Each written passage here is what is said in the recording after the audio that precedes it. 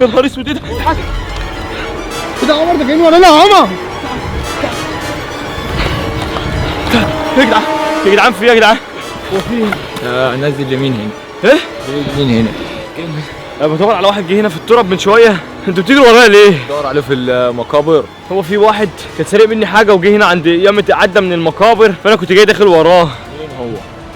ايه اسمه محمد حمو ايهاب. حمو ايهاب كده شعره واقف كده، اسمه حمو ايهاب.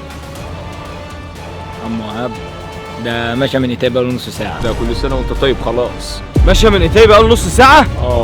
حصل وبيحصل.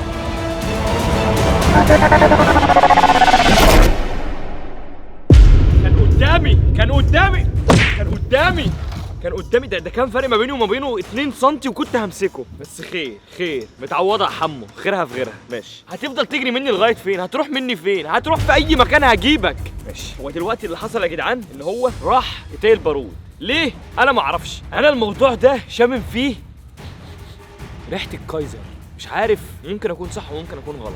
بس دلوقتي القيصر اداني الكلب، ماشي، جاب لي الكلب عشان بس ايه استجمعوا معايا الاحداث. جاب لي الكلب، قعدت الكلب عندي كام يوم، الكلب اتسرق، ماشي، زي ما يكون الخطه متخططه. القيصر راح مختفي، هو جه قعد معايا يوم قال انا بايت معاك لحد ما تجيب الكلب. تاني يوم صحيت ما لقيتوش وراح مختفي، ماشي. 1 2 راح المعلم ده واخد الكلب حطه فين؟ في الفيلا بتاعته، ما بيني وما بينه يجي 3 4 ساعات عشان اروح له، ماشي. ودلوقتي بيروح لي إتاي البارود. بس هو حلاوه المعلم ده يعني، هو القيصر كان صعب عليا شويه اللي انا اجيبه، هو انا مفيش حاجه صعبه عليا الحمد لله، العبد لله مفيش حاجه صعبه عليه. بس ايه اللي اخرني على ما قفشت القيصر؟ ان القيصر كان مختفي، فكنت بتتبع اثره بصعوبه. انا خليت احمد علي وطازه يراقبوا الفيلا، هم هناك دلوقتي عند الفيلا بتاعت اسكندريه، بس هو راح مفاجئنا كلنا وراح طالع على إتاي البارود. عشان كده في الفيديوهات اللي فاتت لما شفتوني كنت انا لوحدي واخد معايا زيزو، رحت على إتاي البارود. بس اللي انا مش فاهمه هو ليه راح إتاي البارود اصلا؟ لقيته بقى منزل فيديو وهو في إتاي البارود، فانا هتفرج على الفيديو بقى دلوقتي وانا معاكم عشان اجمع الاحداث، لان انا مسافه ما هجمع الاحداث هبقى فهمت كل حاجه. مدحت، لا ايه الكلام؟ الدنيا عاملة فل والله. ايه؟ على فكرة الاثنين دول اللي انا شفتهم في التراب، يعني الاثنين دول تبعه، انا كنت فاكرهم غفره في المقابر. حلو ما انا عرفتهم. انت كده يعني دول كده بقى بالنسبه لي كروت محروقه، لو شفتهم تاني يا ويلهم مني، لان انا كنت بتعامل بحسن نيه، والتراب الجو بتاع المقابر واحترام برضو الاموات. انا ايه كنت متدربك ساعتها، بس عادي. الواد صاحبك جوه مع خالد. والكلب فين؟ أكيد معاه. طيب هخش احل انا بسرعه معاه، مش هتاخر وجاي، ماشي؟ بقول لك الكلب فين؟ اكيد معاه. عمر شاور حاليا في إتاي والرجالة متابعاه. وايه اللي دخل الخلف في إتاي؟ الموضوع؟ انا مش فاهم، ما اعرفش فيه الموضوع لعبك مره واحده بقى ملعبك، انا مش فاهم ليه. على فكرة عمر شاور حاليا في إتاي والرجالة متابعاه. عمر شاور في إتاي والرجاله متابعه. هو انتوا فاكرين ان انا تلميذ؟ ما انا عارف يعني، انا رايح بلد غريبه ما يعرفش فيها حد، والساعه 3 الفجر رايح، اللي هو يعني عربيه داخله البلد في وقت زي الفجريه، اكيد هتبقى عليها العين يعني، ما انا مش تلميذ برضه. يعني قدامه كده ربع ساعه ولا 10 دقايق بالظبط ربع ساعة من هنا. طب بص، كلفني نفسك في اي حته كده هنا ولا هنا، لو وصل تديني تليفون على طول. انا 10 دقايق بالظبط هكون عند خالي جوه، وهعرف اكت من المكان، ما تقلقش. انا هقلب من ورا. حصل وبيحصل. ماشي. فين بقى الولا اللي انا كنت مخليه واقف على الناصيه ورحت لقيته واقف على الناصيه؟ اوزه، في حاجه ريحتها شامم ريحه، بس اتاكد بس. ما تقعدش تصوير من المكان عشان خاطر خالي بس. ان احنا نحلها بالراحه. الكلب فين؟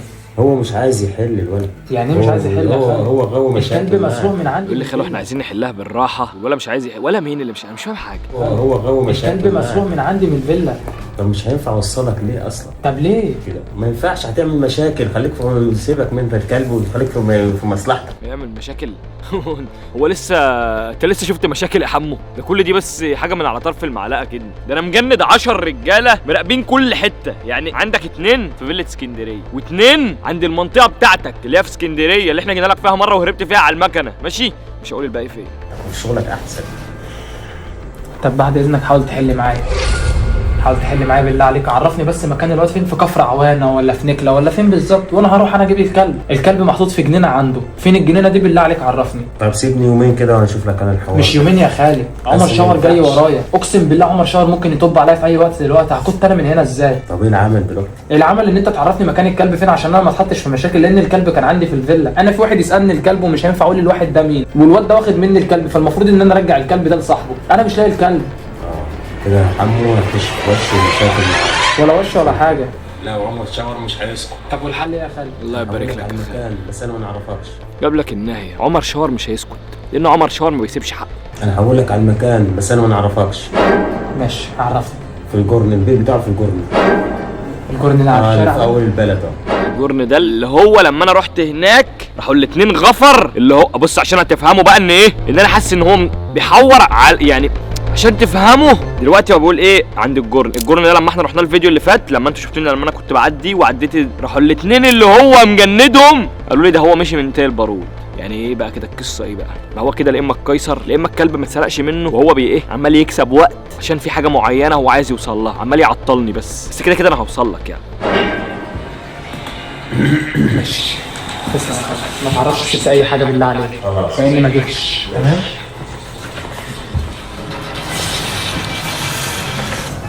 لف وشه ورجع كده المعلم حضر، كده البابا وصل، البابا شاور وصل يا لقيتها البارود. شفت اول ما كان طالع راح هوب لف على طول. عمر شاور دي في البادي لانجوج لغه الجسد ما دام عمل كده ده كده ايه توتر وخوف مزمن. تعالى اهرب بقى. الخال والله الخال عاجبني، الخال حكيم. قال له عمر شاور وسأله طب اهرب. يلا خير. هنا افتح الباب ده. هو كان موقف حد على الشارع بره. كان موقف حد على الشارع بره. الواد ليه ناس هنا. كان موقف حد على الشارع بره. جدع يا حمو. واقف حد بيتكلم مع حد العربيه. مين؟ مش عارف. ايوه واقف بيتكلم معاه. عمر شاور.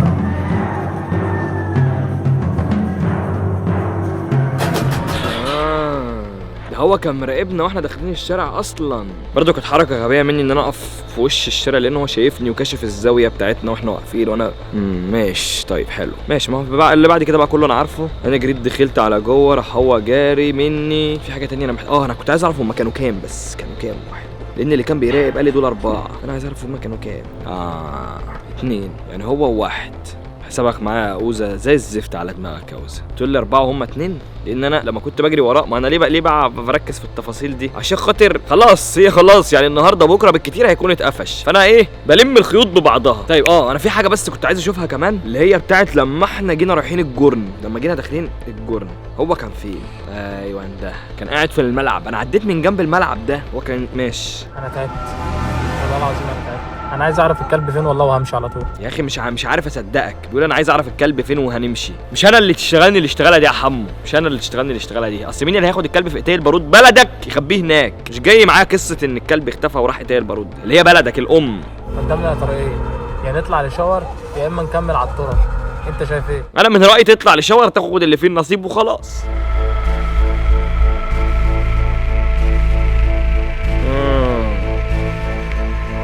هو اصلا ما دخلش من المقابر ذات نفسها، ده هو لف من اماكن انا ما دخلتش منها. انا برضه بفهم دماغك، برضه بفهم انت بتفكر ازاي. برضه انا دخلت من جوه المقابر مباشره. هو ايه دخل يمين في شمال في يمين في شمال مش مباشره. طلع من حته مش اللي انا طلعت منها لما الغفر طلعوا يجروا ورايا، اللي هم اصلا مش غفر، اللي هو اللي كان مجندهم يخوفوني تقريبا في التراب. حلو قوي الكلام ده. تعال بقى معايا بره عشان انا كده ايه الخيوط بالنسبه لي اتربطت وعرفت هو طلع من اتيل البارود راح على فين. والله وقعت انت يا حمو واللي انت بتدعي ان هو معاك كلب. تعال عشان انا محضر لك هديه وجاي لك بيها. تعال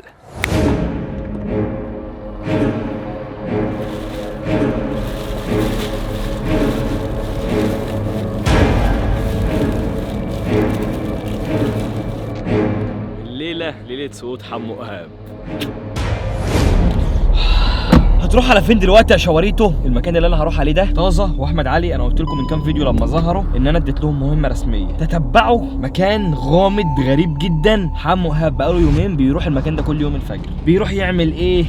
الله اعلم. بيروح يخلي باله من ايه؟ ممكن الله اعلم. ممكن يكون بياكل ايه هناك، كائن هناك محطوط هناك غلبان وبيروح يطمن عليه ويحط له اكل وميه. الله اعلم. ده اللي احنا هنعرفه طبعا ايه مع بعضينا دلوقتي. او انا يعني طبعا مش عايز اسوء الظن واقول ده ممكن يكون مين وممكن يكون بيعمل ايه ولا بيروح يتردد على المكان ده ليه. انا ما بحبش سوء الظن. انا دلوقتي هنطلع على المكان بس بقول لكم ايه حته دي المكان. الولد بعت لي لوكيشن، الولد طازه بعت لي لوكيشن غريب على فيلا بعد 3 ساعات من هنا، ده بيروح مكان في منطقه مقطوعه يعني مش هزار. ماشي والله لو على بعد 30 ساعه مش هتفلت مني. ايه ده ايه ده في ايه ده؟ ايه النار دي؟ ايه ده حد في الفيلا ده ولا ايه؟ ايه ده ايه العبط ده؟ ده في خط نار، ده في خط، يا نهار ازرق، ده ممكن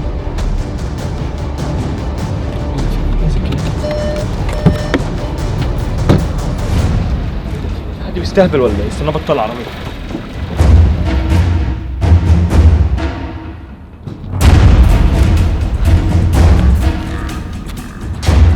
بنزين. مين اللي عمل كده؟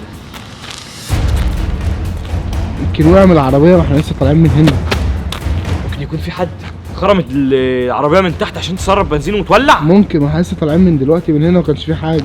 طب ازاي ولعت؟ معرفش. في انها تختفي في ثانية هي اصلا. وريحة البنزين طالعة. غالبا ده بنزين من العربيه، ريحة غالبا هو ده البنزين طالعة. الطريق اللي انا اتجهت بيه، انا كنت بعد العربيه.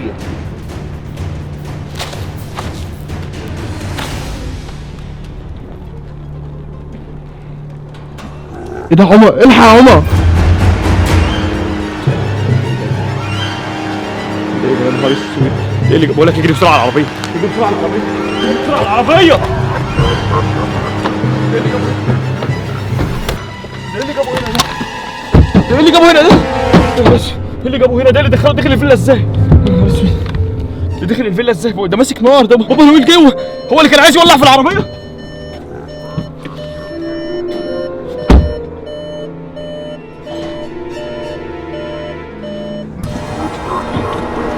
جاي وراه. يا هوي!